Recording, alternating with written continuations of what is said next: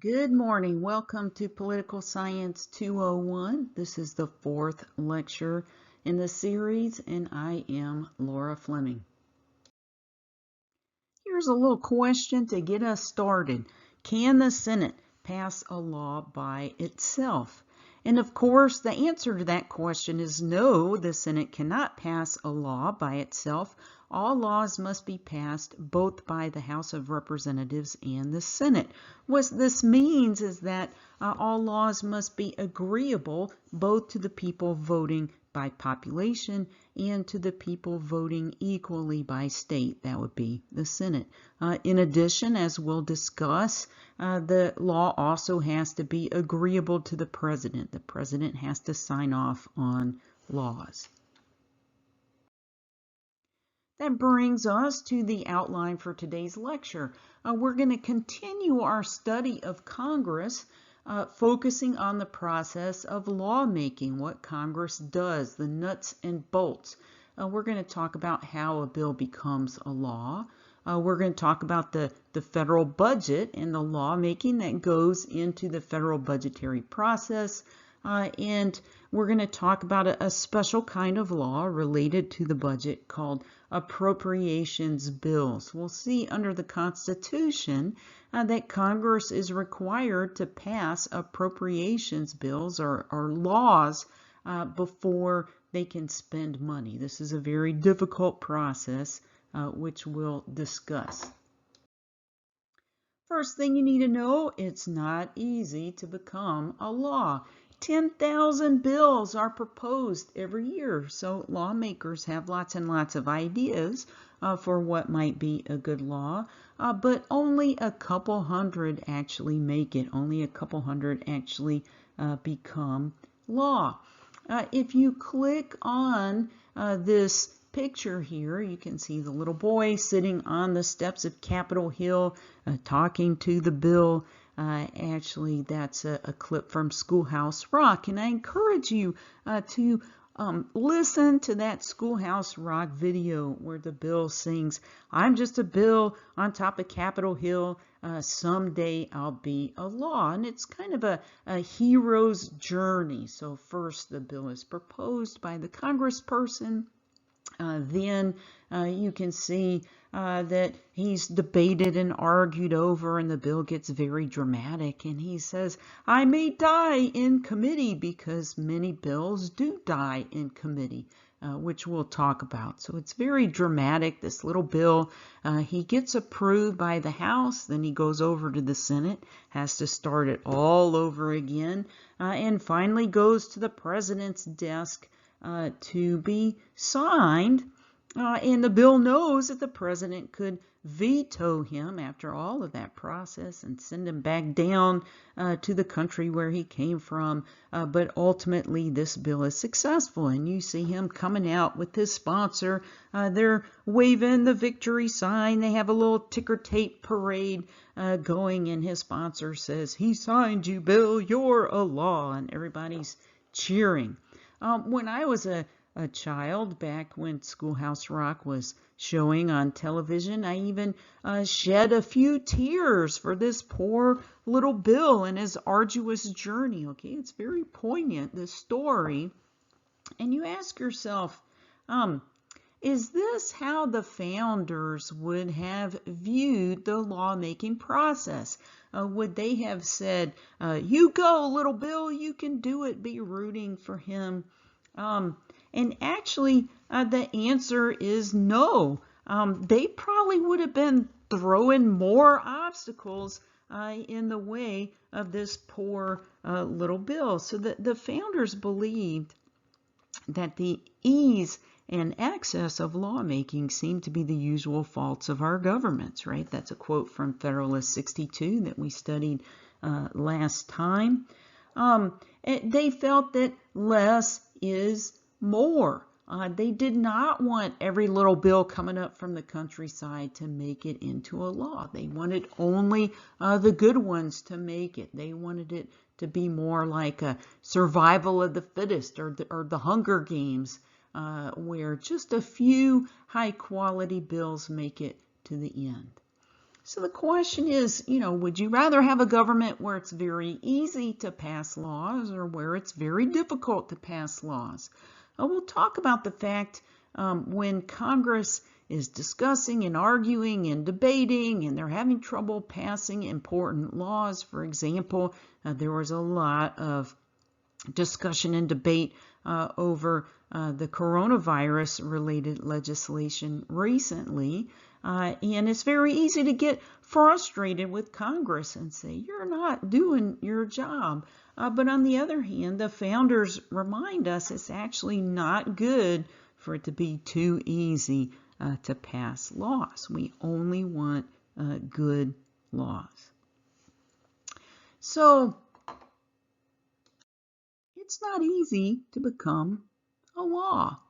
Let's take a look at the process. And actually the Schoolhouse Rock video was simplified for kids. The actual lawmaking process is very complex. So we'll go through it here. A bill can be proposed either in the House or the Senate. So we're going to start with the House. The bill is proposed. It doesn't just go through one committee. Remember we talked about last time that Congress works in committees. So Congress is divided up into all these committees based on the sector of the economy or the other area that laws are dealing with. We have agricultural committees and defense committees and homeland security committees, and not just committees but subcommittees. Okay, so a bill is proposed in the House and it has to pass the approval of the relevant subcommittee first, and sometimes a bill can touch on several different aspects and it has to go through multiple subcommittees. So the bill is proposed, it goes through the subcommittees, and then if the subcommittees think the bill is a good idea, then it'll go on to the umbrella committee. They'll have hearings, and if the committees don't approve of the bill, that bill will never see the light of day. Okay, so these committees are very important. Finally, there's a vote on the floor of the House of Representatives. You'll recall that the House is fairly large, 435 members, and so they don't have a lot of room for discussion and debate. In fact, there's a very important House committee called the Rules Committee that actually decides, okay, what are we going to vote on today, in what order, how much discussion are we going to have before we vote, etc. So that's one committee that's very prestigious, the House Rules Committee. Okay, so let's say the House votes, they like this law, and then it goes over the Senate. Same deal, it has to go through the relevant subcommittees in the Senate, and then the relevant committees, and finally it's voted on in the Senate. Now the Senate has a little bit different tradition that we'll talk about in a minute. Remember, the Senate is a more elite group. It's a little smaller, only 100 members. So they have a tradition of unlimited debate, meaning that one senator can discuss and debate the bill and even hold up the vote. We'll talk about that in a minute. But let's say that our bill makes it through the Senate. Are we done yet?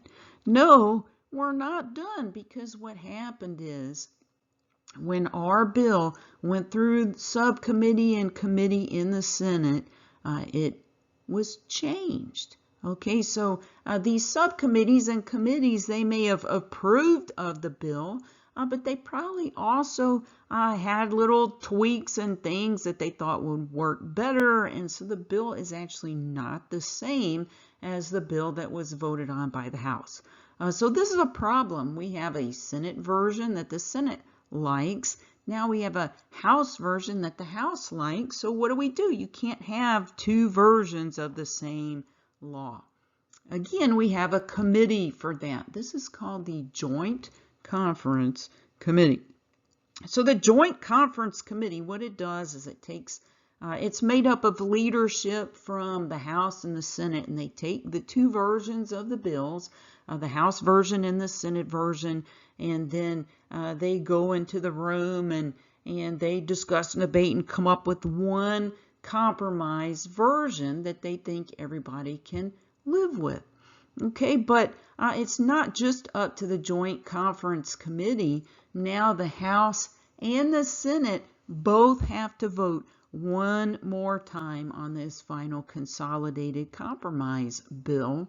And then the bill will go to the desk of the president. What this means is that even if the bill goes through the whole process, committee and subcommittee in the House and the Senate and the Joint Conference Committee and in the House and the Senate vote again and they both approve, the president can still say and give it the thumbs down and veto the bill. That's a lot of power the president has to check legislation. Now, the president's veto can be overridden. So if Congress really wants to pass a law, and you have a supermajority, a 2/3 majority in both houses, you can overrule the president's veto. But this is very difficult, does not happen very often. Okay, I'm going to take us back to Lee Hamilton. Remember, we read some articles by him last lecture. He's a former representative from Indiana, and he talks about the legislative process. Here he is. He says, when I visit with students in American government classes, I make a point of flipping through their textbooks to see the diagram illustrating how a bill becomes a law.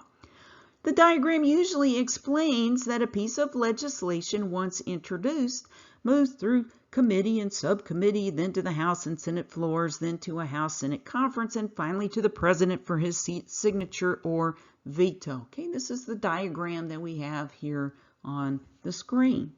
Hamilton says, in a technical sense, these diagrams are generally accurate, but my reaction to them, perhaps your reaction also, is, how boring!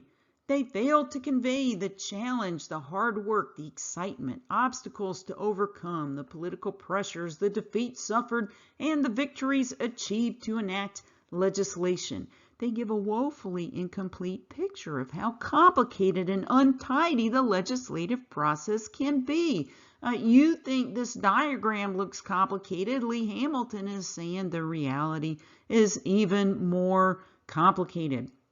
He says one of the most important and time-consuming aspects of the legislative process is conversation. The scores, even hundreds of one-on-one talks a skillful member will have with colleagues to make the case for a particular bill, to learn what arguments opponents will try to use to block it, and to get a sense of what adjustments might be needed to move it along. This is why party leadership needs those whips, those assistants, right, to help have those conversations, have those discussions, and try and shepherd the bill into law. Okay, so that is the diagram. Let's talk a little bit about the Senate. Senate has a tradition of unlimited debate, and the most obvious example of this is called the filibuster. By using a filibuster, one senator can delay the vote on a bill.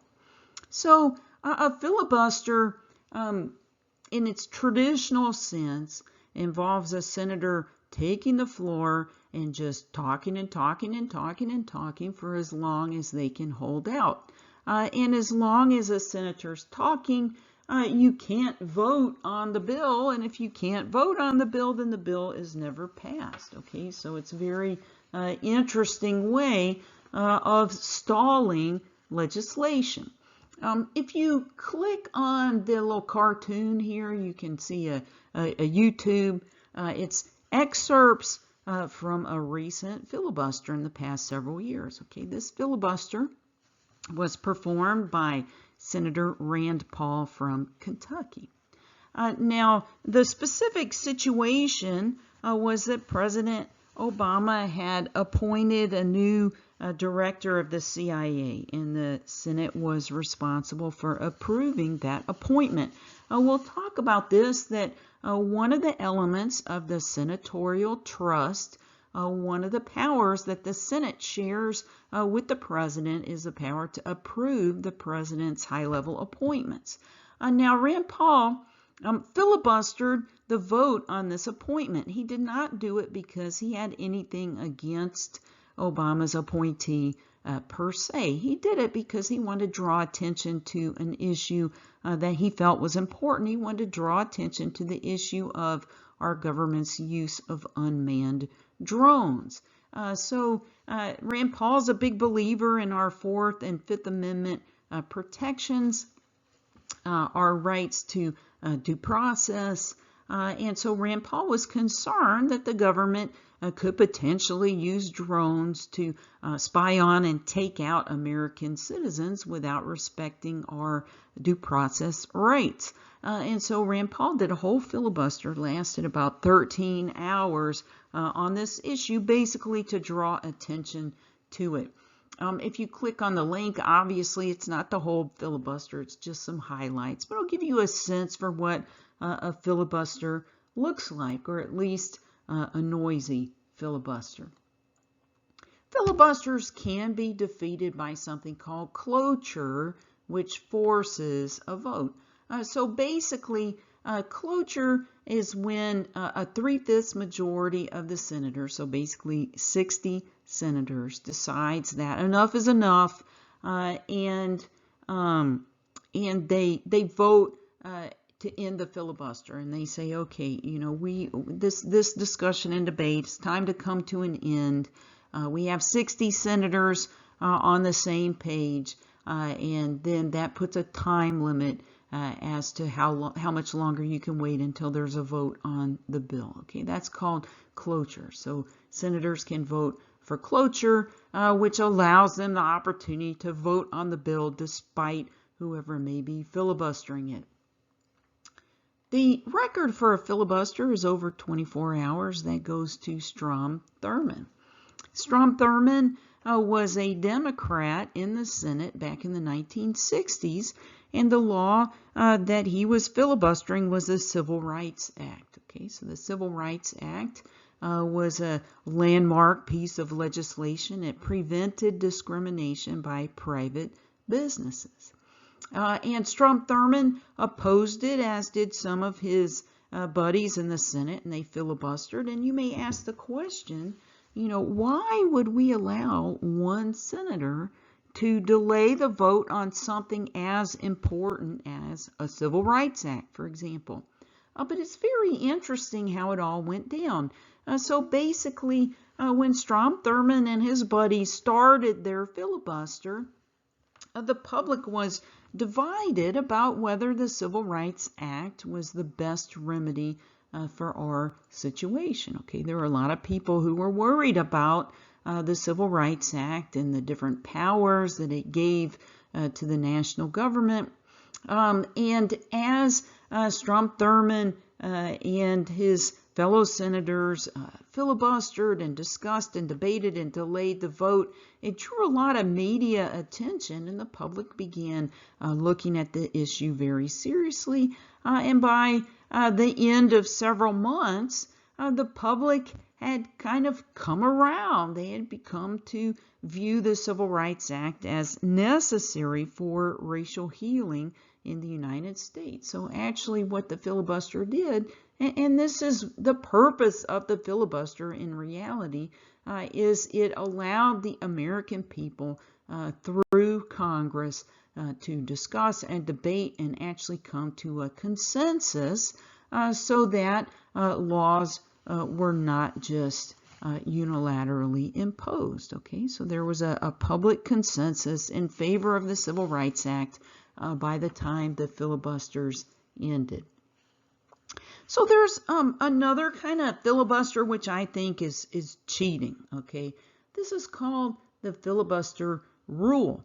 And so the idea is that, well, if a senator can delay the bill or filibuster it indefinitely until 60 senators can vote for cloture, the filibuster rule says, oh, okay, well, you have to have 60 senators to vote at all. In other words, you can't even vote for a bill at all until you have 60 senators in agreement, and this kind of skips over the requirement that anybody actually have to do the work of discussing and debating. Okay, so I do think that's cheating. I think that if we're going to have a filibuster, it should be the kind that requires the senators to work for it. Take a look at this picture here. This is a picture of traffic in Southern California. Okay, this is one of the reasons I left Southern California, is because I had to drive in traffic like this for 45 minutes each way to and from work. It's very frustrating. In fact, there's research that shows that commuting in traffic like that is bad for your health. So I'm very happy now that I live in rural North Louisiana. Hardly ever see any traffic, even at least not until I get to close to campus. Many people claim that Congress is like this Southern California traffic jam. They complain about gridlock. The textbook actually complains about gridlock as well. On page 245, it says the current situation is deeply dysfunctional. Congress is unable to rise to the nation's challenges. So this is a variation of the complaint, why can't members of Congress just get along? And the textbook, which comes from kind of a liberal perspective, blames the ideologically extreme Republicans. That's a good question. Should we blame ideologically extreme Republicans? People like Rand Paul, the Republicans who don't seem to go along with the program, don't want the measures that the establishment thinks are necessary for the country. Who do we blame for this frustrating situation? Well, this is not a new complaint, okay? So let's talk about Woodrow Wilson. President Woodrow Wilson, he complained about gridlock 100 years ago, okay? So this was way before we had the current iteration of the Republican Party. Here's Woodrow Wilson. I'm going to read to you from one of his writings. This is what he says about gridlock. He says he actually blames none other than the Constitution. He says it's the Constitution's fault. A written constitution may and often will be violated, according to Woodrow Wilson, in both letter and spirit by a people of energetic political talents and a keen instinct for progressive practical development. So he says, if you want to get stuff done, if you're a true progressive, guess what? You're going to have to violate the Constitution. Why? Why is that? Woodrow Wilson says, as long as they adhere to the forms of such a constitution, as long as the machinery of government supplied by the Constitution is the only machinery which the legal and moral sense of a people permit it to use, so as long as you're limiting yourself to constitutional methods, your political development must be in many directions narrowly restricted because of an insuperable lack of open or adequate channels. Okay, that's kind of a mouthful, but what he's describing is Southern California traffic. He's saying that the Constitution does not have enough open or adequate channels to get things done, and therefore your progressive development is going to be narrowly restricted. There aren't enough lanes, okay? The Constitution is not wide enough to push through the reforms that the progressives want. And you think about this, okay, why is there bad traffic in Southern California? Well, it's because when these highways were first constructed, California did not realize how many people would be wanting to use them, okay? And Wilson saying, look, when the Constitution was first constructed, the founders didn't realize how much stuff we wanted to do, and the forms of the Constitution are not sufficient. Wilson and the progressives came up with a solution to this that we'll talk about in a future lecture. So what they did, it was actually quite devious, is they separated administration from the political process. So they said, okay, Congress, you guys can go ahead and discuss and debate and deliberate. Why don't you delegate some of your authority for actually getting things done to bureaucratic agencies? Okay, we'll see that bureaucratic agencies do not have the same restraints and checks and balances that Congress does. And this is how a lot of the progressive reforms have actually come down to us, not by direct acts of Congress, but by the bureaucracy. So just put a little footnote there and we'll come back to that. Okay, so Wilson was complaining, Constitution just not wide enough, just not enough lanes for all this traffic. Let's step back and think about this for a minute. Congress is the most representative and the most deliberative branch. Okay, what this means, when we have gridlock, it means the people are divided on an issue. Okay, Congress represents the people. If Congress is divided, it just means the people are divided. Here's Representative Lee Hamilton again. He says, Congress was not designed to move quickly and efficiently. He says, I'd like you to emphasize, political science teachers, that Congress was not designed to move quickly and efficiently. One of the most common complaints about Congress is that its members are always arguing and bickering. I must have heard the complaint 100 times. Why can't you guys ever agree? This perception is a major reason why we talked about this, that the approval ratings for Congress are so low. Hamilton says, why is it so difficult for Congress to reach agreement? He says, our system of government was intentionally set up with many checks and balances to prevent hasty action. It's those maniacal founders. It's all the checks and balances. Legislative dispute and delay, while frustrating, are not necessarily signs of democracy in decay.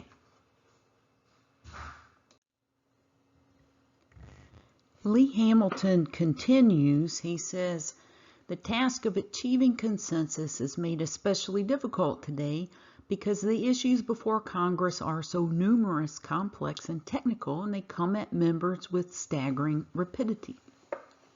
In the Federalist Papers, Madison wrote that a member of Congress must understand just 3 issues: commerce, taxation, and the military.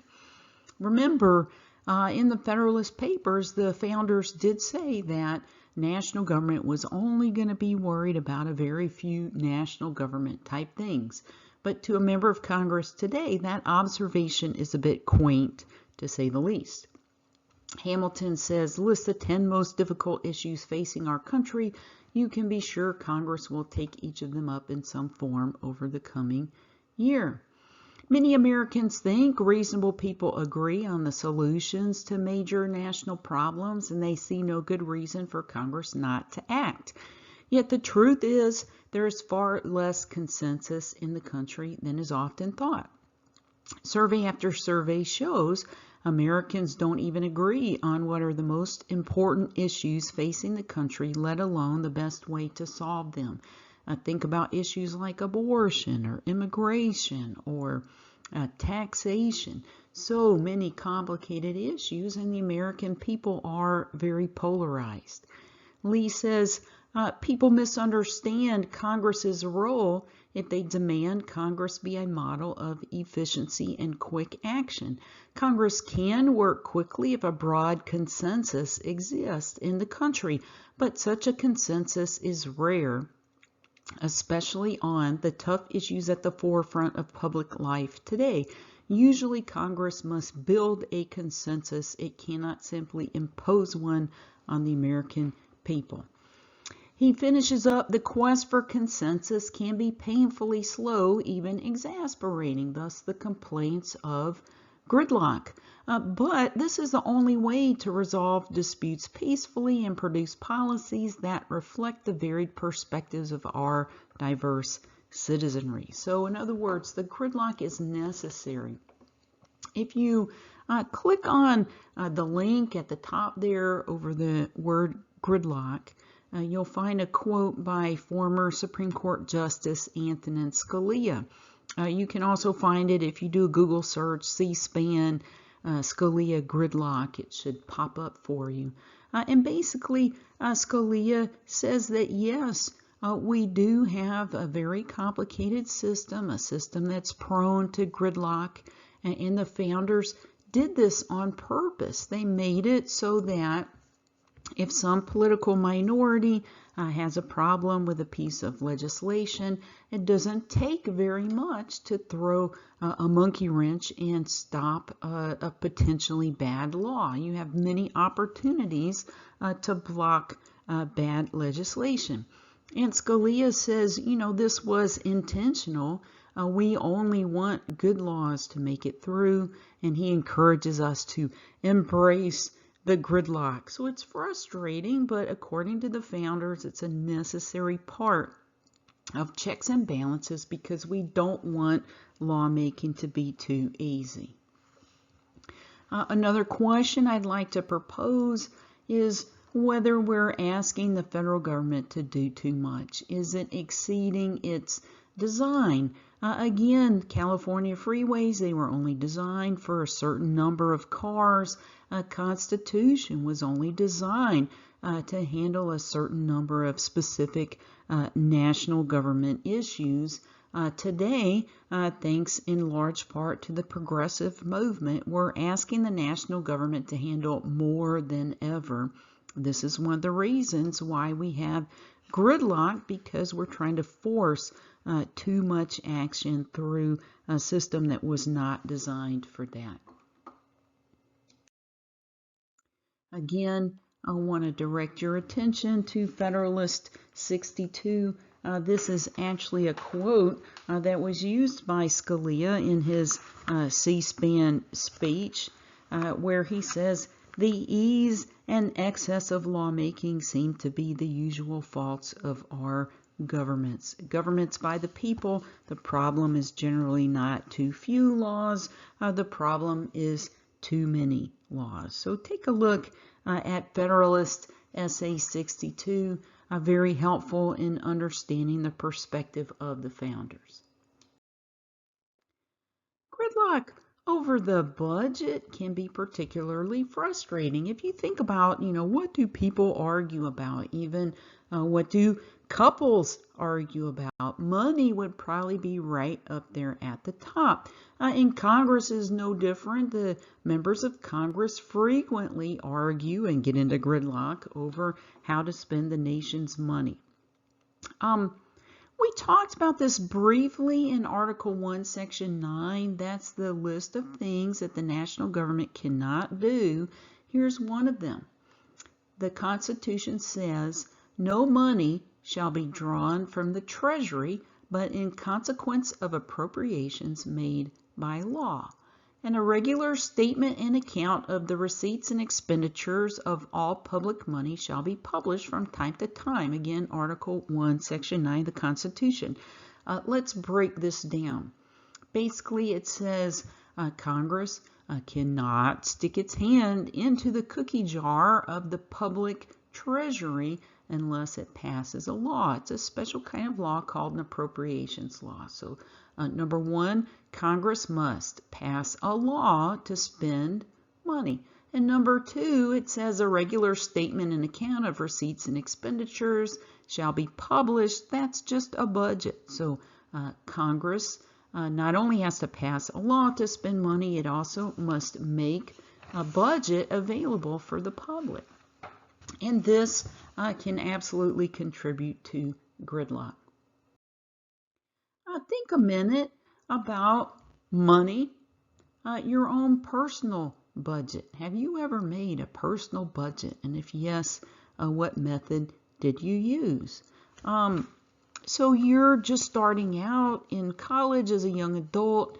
you have a lot more independence and freedom with how you spend your money, and that can be a little intimidating.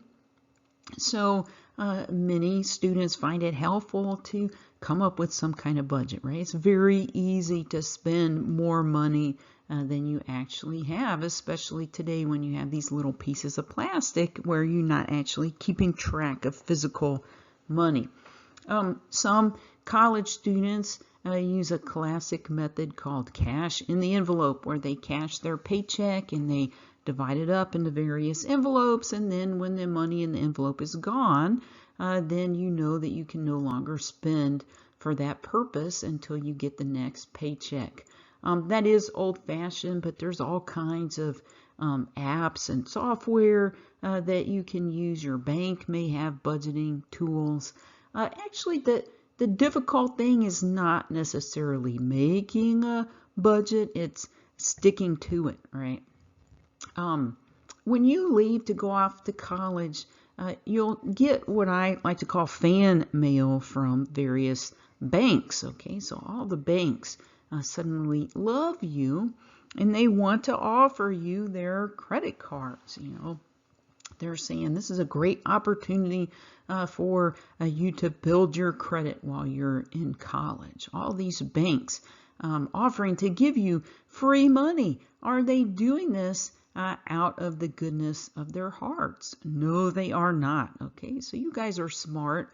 You know that when the bank offers you a credit card and encourage you to spend their money, it's because you have to pay it back with interest. Okay, so they get interest off of the money that they lend to you, and many times that interest rate is quite high, 19 or 20%. Okay, so which makes it more difficult to pay back the money on the credit card than you would think. If you're having trouble in this area, one person you might want to look up is Dave Ramsey. Okay, Dave Ramsey is a radio personality, and he's also written several books about budgeting. They even have Dave Ramsey classes you can go to talk about financial freedom. And his big thing is paying off debt and having an emergency fund for a rainy day. Okay, so we're going to talk about the government's budget. You'll see it's much bigger than our budgets, but you'll also see the government could probably use a little Dave Ramsey in its life. Federal budget for fiscal year 2019. So you should know the federal government does not operate on a calendar year from January to December. National government actually chooses its own fiscal year. We'll talk about this. It runs from October 1st to September 30th. Okay, so we're right in the middle of fiscal year 2020 right now. So if you look at last year's budget, the budget for fiscal year 2019 was very large, $4.4 trillion. $4.4 trillion. Let's take a look. Revenue from taxes was estimated at $3.5 trillion. So where does the government get its money? It gets its money from taxes. And last fiscal year 2019, the government took in $3.5 trillion in taxes. Now, if you look, the government actually spent $4.4 trillion. So there's a gap there. This means there was a $900 billion deficit, almost $1 trillion deficit for fiscal year 2019. This was the national government's budget. Most people, when they make a budget, the goal is to have their expenses equal or beneath their income, right? But the national government actually planned this. It planned on spending $900 billion more than it took in for 2019. Just a reminder, federal government's fiscal year runs from October 1st to September 30th. We'll talk about this. There's deadlines involved. Fiscal year 2019 ended on September 30th of last year, and we are now in fiscal year 2020. Okay, so I don't know if you've thought about this before, but a trillion is a very large number. I have a collection of children's picture books, and one of my favorites, it's by one of my favorite illustrators. His name is Stephen Kellogg.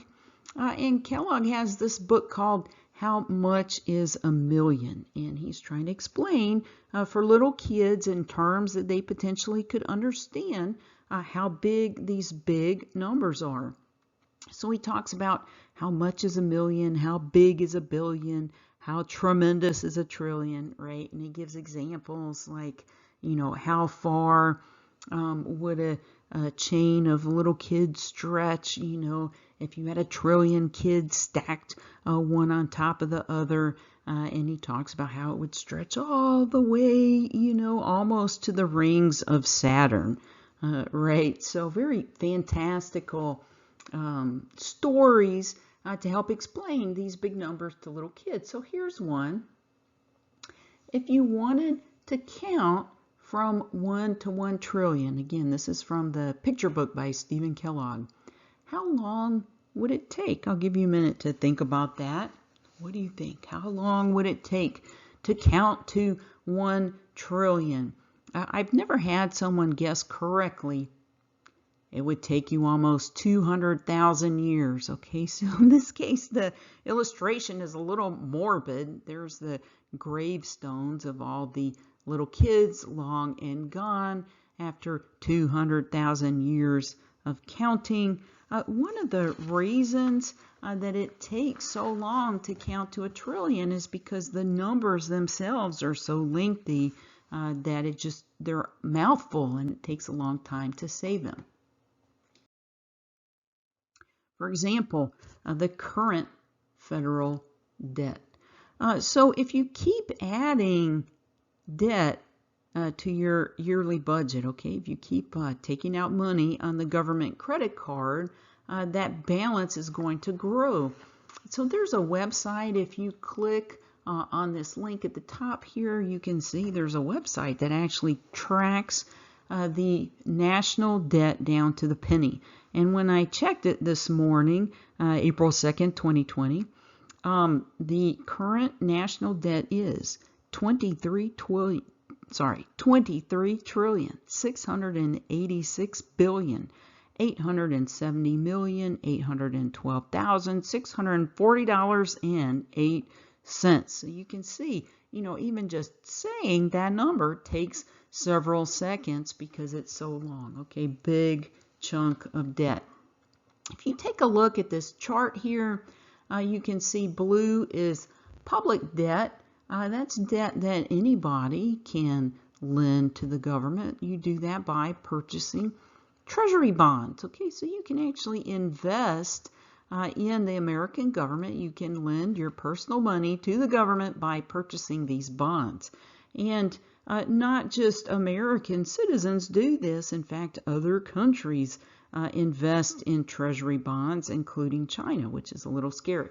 If you see the green line here, that's intergovernmental holdings. That's when the government borrows from itself. Okay, so the government has certain obligations under programs like Social Security and Medicare and Medicaid, and they're supposed to keep a trust fund of money to pay these obligations. Well, it's just too tempting to have all that money sitting around, so the government actually borrows from itself, borrows from these trust funds so that it can have operating money. So, kind of a neat trick not available to you and me. Okay, here's a little more adult example.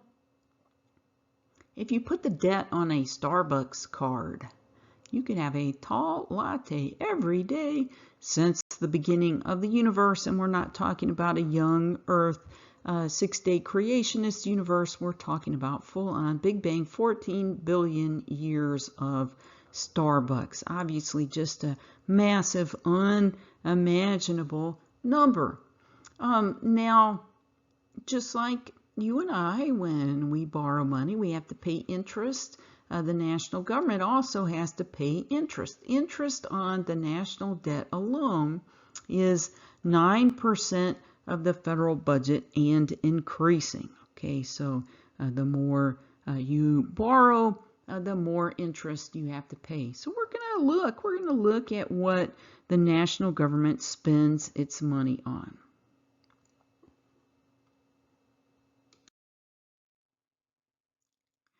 So first I need to explain to you the difference between mandatory and discretionary spending. Okay, so mandatory expenses are expenses that are not easy to change. Okay, you can't change mandatory expenses unilaterally, whereas discretionary expenses are somewhat easier to change from day to day. You have a little more flexibility in how you control discretionary expenses. For example, if you're a college student, your food budget would be discretionary. I know you have to eat, okay? Eating is not discretionary, but how much money you spend on it is. So for example, you could eat ramen that you pick up by the case from Sam's Club, or you could go out to eat at Bovines or fancy restaurants in Shreveport or Monroe. Okay, you have control over how much money you spend on food. You also have control over how much you spend on clothing. You know, you can wear your old clothes until they fall off of you, or you can go shopping in Dallas, right? So there's a broad range of how you can spend money on clothes, money on entertainment. All of that is discretionary income. But let's take a different example. Let's say you go to your landlord and you've been paying $450 a month. And you say, hey, you know, I've been taking this class from Dave Ramsey. I'm trying to cut expenses, and rent is a really big expense. It bites a huge chunk out of my budget. And so I'm just putting you on notice that from now on, I'm going to be paying you $300 a month instead of $450.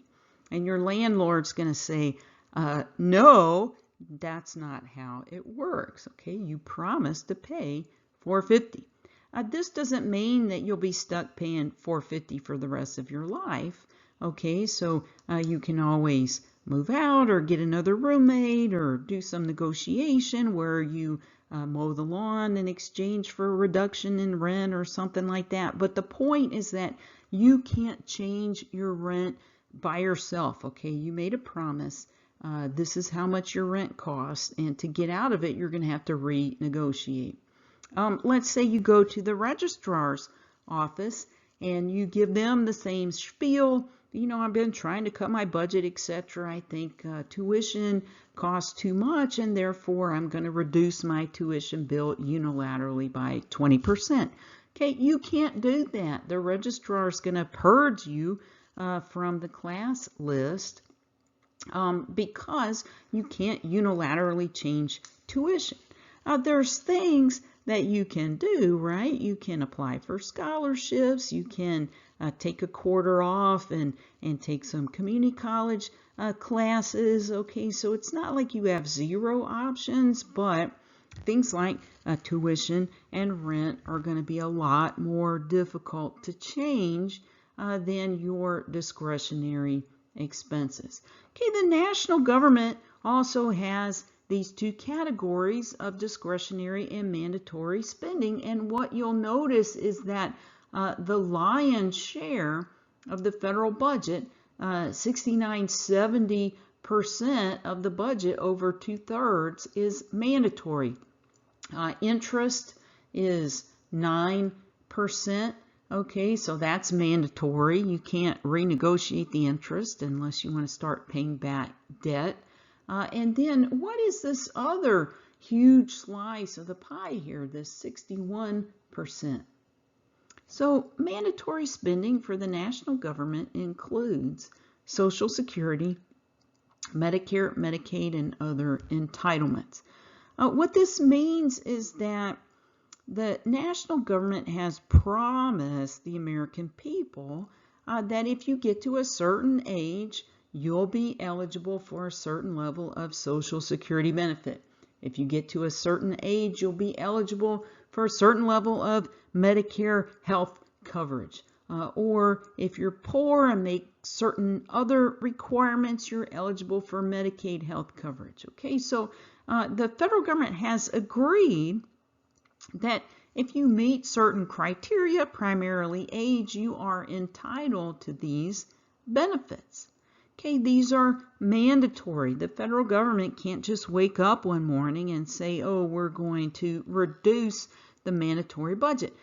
They'd have to go back and renegotiate the deal with the American people. They'd have to say something like, oh, back during the Great Depression when Social Security was passed, Americans didn't live as long as they do today.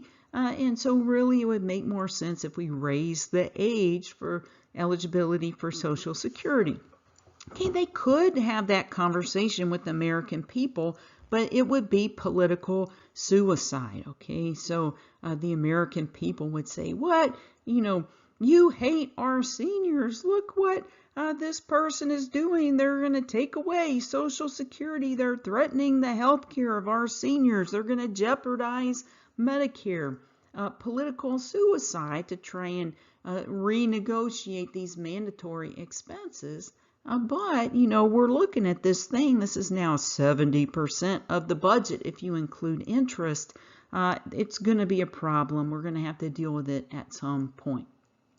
What about the remaining 30%? Well, discretionary.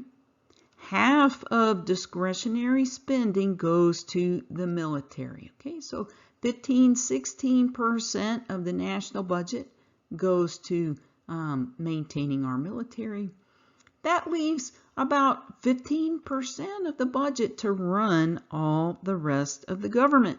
Isn't that amazing that mandatory expenses take up the lion's share and half of the remainder goes to defense, and then you have 15% to run the rest of the government. Let's talk a little more about how federal spending works. It's a two-step process. Okay, step one, a program has to be created or authorized. Okay, you have to create a program. You have to create a program for education, or a program for the sciences, or a program for the arts, or a Department of Homeland Security, right? So you create the program. Congress has to pass a law creating whatever program it is, and then every year Congress has to fund the program through annual appropriations. So they have to decide how much money they're going to spend from year to year. So Congress authorizes kind of a program, and it's like an empty bucket. Okay, and then every year during the annual budget and appropriations process, Congress will fill the bucket, and the program will have that much money to use for that year. Now, mandatory spending does not go through annual appropriations. Okay, mandatory spending levels are set by the agreement with the American people. Okay, those are not negotiated from year to year. So we're just talking about discretionary expenses, the Defense Department and all the other departments of the government that form the discretionary part of the pie. Okay, lo and behold, Congress does this work in committee. So we talked about the fact that Congress has these committees. It's where it does all its work, and this annual appropriations process is no exception. Both the House and the Senate have appropriations committees, and each appropriations committee is broken into subcommittees. How about that? So there are 12 appropriation subcommittees in the House and 12 appropriation subcommittees in the Senate. And I encourage you to click on these links here, and you can do a little exploring and see, okay, what are these 12 committees? You have a Defense Committee. That's obviously very powerful and important. You have a committee for Health and Human Services. Again, this is the Health and Human Services subcommittee to the Appropriations Committee. Okay, so they're not necessarily setting policy. They're just deciding how their portion of the federal budget should be spent. Okay, think about these appropriation subcommittees as these are the envelopes with the categories of spending that the national government does. Department of Homeland Security, they're the ones that are responsible for appropriating the money to build the wall or whatever other immigration policy that we want to engage in, right? So again, click on these links so that you can see the different discretionary budget categories that we have in the national government. Again, each appropriations subcommittee is responsible for preparing an appropriations bill for its portion of the discretionary federal budget. So remember, under the Constitution, you can't spend money until you pass a law. You cannot spend money until your appropriations law has passed. So let's say you're on the Education Appropriations Subcommittee, so you're responsible for preparing your portion of the national education budget, and then Congress has to pass that education appropriations bill before it can spend money on education. So there is a schedule for this because it has to be done every year. Okay, so you gotta keep this thing running on time. The annual budget, all 12 appropriations bills, must be passed before the fiscal year begins. This is how the process works. Okay, in February, the president kicks off this process. He sort of casts his vision for the budget. Remember, at the end of this thing, if you pass a law, the president has to sign it, okay? And you don't want to go through this whole process and come up with a bill that the president is just going to veto. So at the beginning, in February, the president will unveil his budget plan, and basically he's telling Congress, look, if your appropriations bills look something like this, then you are likely to get my approval and signature on your bill. This budget recommendation in February is not law. It's just the president making his recommendation. In April, Congress takes this budget recommendation into account, and they pass their own resolution about the budget. Okay, so what they do is they sort of give broad guidance to the appropriations committees, okay? Because again, you don't want these appropriations committees running off doing their own thing and then not having something workable at the end of it. So Congress takes the president's recommendation into consideration. They get together, House and Senate, and they pass their own budget resolution, which gives guidance, very broad guidance, to the appropriations committees about what each of their budgets should look like. Okay, so this also is not law. We still haven't gotten to a law here. We have the president's recommendation, Congress's resolution with kind of the broad outline, the guidance to the committees. A little side note here. The president doesn't have to do this all by himself. Okay, there's a whole office called OMB, Office of Management and Budget. Okay, so this Office of Management and Budget, they are there to help the president crunch the numbers and unveil the budget plan. Okay, so don't worry, the president doesn't have to sit down there with the spreadsheets all by himself. He does have the OMB, the Office of Management and Budget, that's behind him, you know, lifting the heavy weights and crunching the numbers for him. Okay, that's February. That's April. Remember, the fiscal year begins October 1st. This means that all 12 appropriations bills should be passed during the 6 months between April and September 30th. Now, we've seen it is difficult to pass a law. We've talked about gridlock. How often do you think it actually happens that Congress passes all 12 appropriations bills on time before the beginning of the fiscal year? I'll give you a hint, not often. Okay, so maybe once a decade, right? Congress is not very good about passing these appropriations bills. This is about money. It gets bogged down and very contentious. You know, on the one hand, you think you have one job and you do this every year, right? You think you could streamline this a little bit, but very, very difficult to get the 12 appropriations bills passed on time before October 1st. Let's do a little review.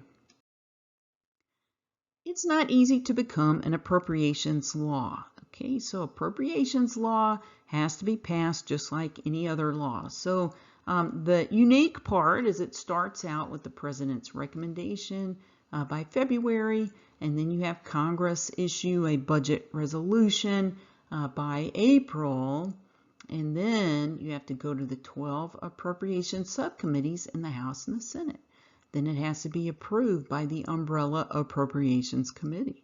Then the House has to vote on their bills, the Senate has to vote on their bills, and then of course you have two different versions of the energy appropriations bill, or the education appropriations bill, or the Department of Homeland Security appropriations bill, right? So you have the joint conference committee that has to hash that out, come out with one uniform compromise version. You have to have a final House vote on the compromise bill, a final Senate vote, and then the president has to be happy and sign it, ideally before October 1st. Now, when I was a kid, we used to play a card game called Spit.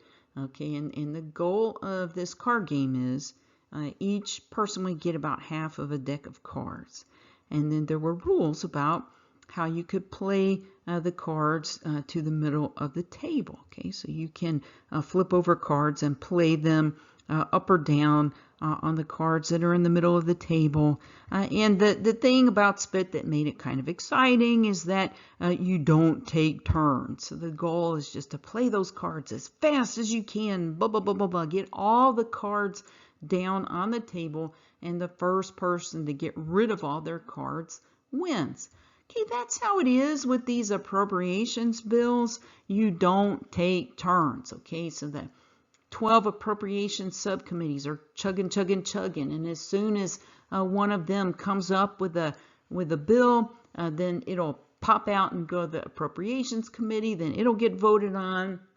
You know, the Senate is going at its speed, and it's just whatever appropriations bills are ready, they trickle down through to the next process. So it's possible to get, you know, one or two of the bills all the way down to the bottom and signed, and the other ones get hung up depending on, you know, which bills are more controversial that particular year. Okay, so it's not like anybody take turns or goes in any order.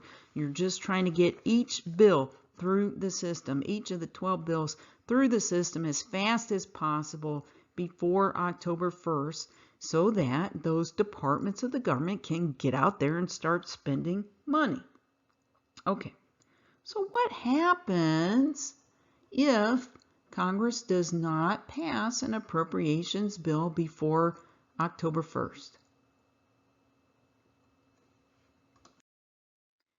If Congress does not pass a budget, meaning the 12 appropriations bills, by September 30th, it could lead to the dreaded government shutdown. Okay, because remember, we have this pesky provision in the Constitution that says you can't spend money until you pass that appropriations law. What happens if you can't pass it? Well, then under the Constitution, you can't spend money. And if you can't spend money, the government shuts down.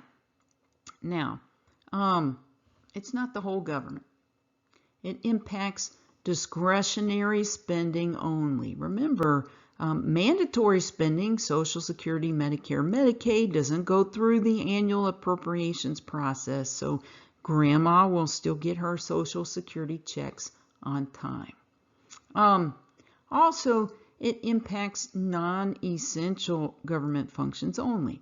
So it's not like the United States is the Death Star with a force field, and then if we don't pass the appropriations bill, then the force field powers down and we're totally vulnerable to attack, right? The United States preserves essential functions, and so certain functions are designated essential, but if you're not essential, then you go home and you wait for the shutdown to end.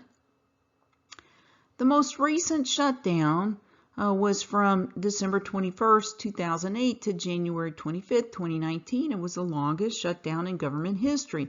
That meant that during that time period, Congress could not agree on how to spend money, and the government shut down non-essential functions. If you remember, that was President Trump and House Speaker Nancy Pelosi in an argument about what to do about the border wall. So in that case, it was the budget for the Department of Homeland Security that was holding things up.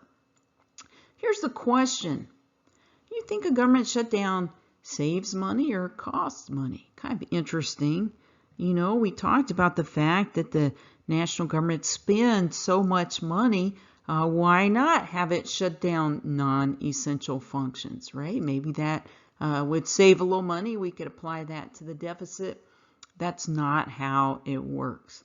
So this is a picture from a previous government shutdown. The national parks and monuments were considered non-essential and they were shut down. So you can see here's the guard. He has a sign, this site is closed, do not enter. And then there's another sign that says, because of the federal government shutdown, in all capital letters, all national parks are closed. Okay, so it actually costs money to shut things down, right? You have to pay for this guard. You have to pay for the printing of these very nice signs. Also, national parks, a lot of them do charge entrance fees, and a lot of them have gift shops on the way out, right? So you do get some revenue from some of these functions. And in addition, what happens is when Congress finally gets a deal, and there's a lot of pressure to get a deal, we'll talk about that. When Congress finally gets their deal together and the government cranks back up, you have all these government workers who have been home on furlough, and usually part of the deal is going to be to pay those government workers back pay. Okay, so the idea is that we don't want our government workers to suffer just because Congress couldn't get their act together, and so essentially you end up giving government workers a furlough that turns into a paid vacation. A little nerve-wracking vacation, but a vacation nonetheless. So the answer is no. Government shutdown doesn't save money. It's pretty embarrassing because it's just evidence of how Congress is not getting along well, or in the case of the previous shutdown, how Congress and the president were not getting along well. Politically embarrassing, so we do try to avoid it. So the question is, how do you avoid a government shutdown? Two ways that you can avoid a government shutdown. One is called a continuing resolution, and one is called an omnibus bill. Congress can use continuing resolutions and omnibus bills to avoid shutdowns. All right, what is a continuing resolution? A continuing resolution is an extension which temporarily continues the old budget. Wait a minute. You're telling me Congress can give itself an extension on these appropriations bills? Why, yes, it can. It can vote itself an extension. What this means is that if the government shuts down, Congress could not even agree on the terms of an extension, right? That's how serious the gridlock was. Can you imagine calling up your professor and saying, Professor, guess what? I was running out of time and I decided to give myself a continuing resolution on that assignment. I hope you don't mind. Okay. Congress can do this. It can give itself an extension. So that kind of begs the question, why not just extend the old budget indefinitely? Okay, so you can only use extensions so much because an extension only temporarily continues the old budget. It means you can't do anything new. And this is very difficult for the government programs, especially the Department of Defense. Okay, remember the Department of Defense is the 900-pound gorilla in the room, right? They're 50% of the discretionary budget. They have a hard time doing their strategic planning if they can't do anything new. That means they can't sign any new government contracts. That means they don't know what money they have in terms of buying new equipment or refurbishing old equipment. So there's a lot of pressure, especially from the Department of Defense, to go ahead and have at least the defense appropriations bill passed, which is 50% of the discretionary budget. There's a lot of pressure to pass something so that we have some ability to plan for the future. Okay, so you can't extend using continuing resolutions forever. The other way is through something called an omnibus bill. So you see that prefix omni. Okay, omni just means all or everything. Like if you go into an omni theater, the theater is all around you. Or if you study catechism, you learn that God is omnipotent. It means he's all powerful, etc. So this omni bill crams all 12 appropriations bills into one mega bill. So let's think about this. Why would it be easier to pass an omnibus bill than the 12 separate appropriations bills? Well, one idea is that, okay, well, you're only voting on one bill rather than 12, so that makes sense. Maybe, just you only have to vote one time, but it's more than that, okay? So let's say that you have a big problem with the agriculture appropriations bill. You don't like all the perks in it for the rural states. Okay, so the agriculture bill comes across your desk and you're going to make your objections and say your piece and discuss and debate and try and get it amended. Okay, that's your job as a member of Congress, is to look at the details and try to get the thing right. Now let's say an omnibus bill comes across your desk. Okay, these things are huge, right? So they're like, 1,000 pages or more, thunk right on your desk. Well, number one, your eyes are going to glaze over. Oh my God, they really expect me to read this thing. Number two, there's a lot of pressure because when you have an omnibus bill, you're usually right up against the deadline, and you don't want to be that guy that shuts the government down, right? So there's a lot of pressure to pass it. It's really big, and so it's hard to discuss and debate. And even if you don't like, for example, the provisions in the agriculture section, maybe you really like these other provisions in the defense section or in the education section. There's stuff that you really like in the rest of the omnibus bill. And you're worried if you hold up this bill on account of the parts that you don't like, that you'll also be holding up the parts that you do like, okay? And that's why these omnibus bills, they tend to get out of control because you're tucking in a little something for everybody, okay? So everybody has a little piece of something that they can take home to their voters and say, look what I brought for you. So it's kind of like if you're a married couple and you're doing your budget and the husband says, well, I need this expensive thing for my hunting gear, right? I really need that night scope so I can have a better time hunting in the dark.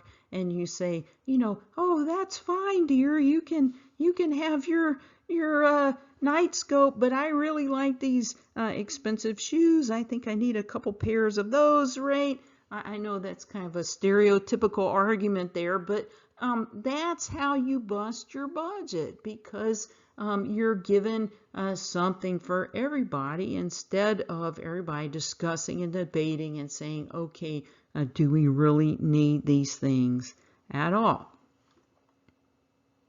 Since 1955, there have been only 3 fiscal years where Congress did not use a continuing resolution. Okay, so very, very common for Congress to give itself at least some extension. In fact, Congress often uses multiple continuing resolutions each fiscal year. Let's talk about the fiscal year 2020 appropriations bills. This is just an example so you can see how it went down, okay? And they ran late again, not uncommon. So in March 2019, President Trump announced his fiscal year 2020 budget. He's recommending a budget of $4.75 trillion, which is a lot of money. Okay, Trump was a little late on that. Part of the reason was that the fiscal year 2019 appropriations ran late, so everything's fallen up behind. But eventually Trump did what he was supposed to do, got his act together, recommended a budget by March. Congress actually never had a budget resolution, okay? So they're supposed to, by April every year, give the overall budgetary guidance to the 12 appropriation subcommittees in each chamber of Congress. They didn't do that. They just kind of threw their arms up, could not agree on a budget, probably because the House of Representatives is majority Democrat and the Senate is majority Republican, so that makes it especially hard to agree. So anyway, here we are in September 2019. Remember, October 1st is when the fiscal year starts. We have to do something. They actually passed 4 bills on time. 4 bills including defense. Remember, there's a lot of pressure to pass that defense bill on time. These passed via minibus, okay, so they couldn't agree on all 12. They at least got 4 out of 12 done, so, you know, a third of the bills they passed on time. And they gave themselves an extension, continuing resolution through December 7th. Okay, so fiscal year 2020 began. We only had 4 bills out of 12 that had passed. Congress gave itself another extension, and finally, right before Christmas, passed that big, fat omnibus bill full of all kinds of good things for everybody. And that is how we got our fiscal year 2020 spending. Let's talk a little bit about fiscal year 2021. Trump made his proposal in February like he was supposed to, and the proposal was for $4.8 trillion. So you see every year goes up a little more, right? Really hard trying to keep a cap on spending. And now we have to have the whole cycle start over again. You know, we don't know whether Congress will be able to pass a budget resolution in April. We don't know whether the appropriation subcommittees will be able to pass their part by September, kind of all up in the air. What's also interesting is that, you know, the fiscal year 2020 budget, which is approximately $4.8 trillion, that was passed in December last year. That was before the coronavirus. So just recently, Congress passed a stimulus bill, a kind of a coronavirus bailout bill to the tune of $2 trillion. Okay, so $2 trillion, that's almost a, you know, close to 50% increase in the budget. You know, the budget's only 4.8 trillion. And now because of coronavirus, Congress passed a $2.2 additional $1 trillion of spending. So we're really busting through the 2020 budget. So who knows what's going to happen in 2021? We'll have to wait and see. But thankfully, the government has not shut down. All right, that's it for today's lecture. If you could please read Federalist Essay 70, that's in your Accessible Federalist, starting on page 59. Also, Constitution Article 2. As you all know, Article 2 refers to the presidency. So that's what we're going to be talking about next time. We're going to be talking about the presidency. I hope everybody enjoyed this lecture, and we'll see you next time.